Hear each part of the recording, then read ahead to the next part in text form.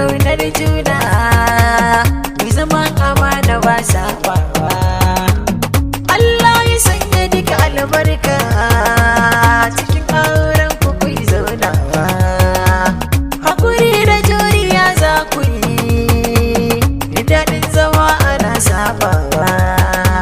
Zance da gaskiya a faɗe shi, da daɗin kuɗi kyau su kashewa. Rafi'a amarya na zo gare ki, halin ki ai abun birgewa.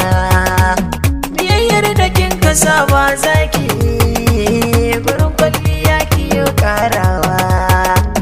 Karki dau ziga irin ta kawaye, har ma su sa kiki safawa. Daure amarya daure daure, sakon da ne yake karfawa.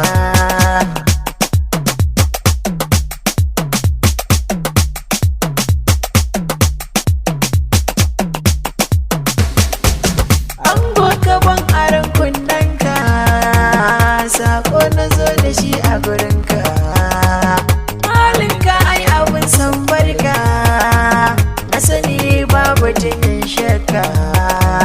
Sun so biyu a kan dutse ɗaya, zance da yau domin ka fahimta. Allah shi ne ya baka mana, daure karkayo sabawa. Sako na zo da shi na baka, daure karkayo korewa.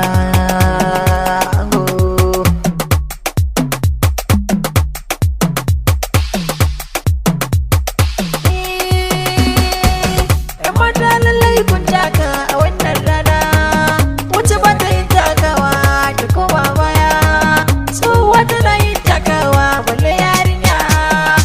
Haka, haka, ai sama, haka, haka.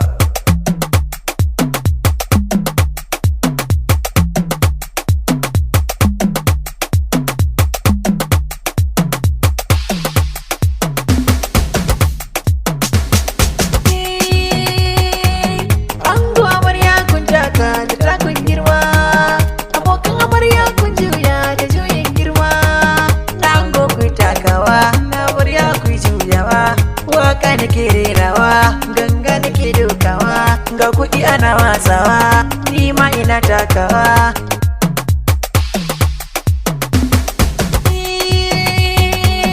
Ai dole ne da ya takawa, abu da mu maganin akwabe mu.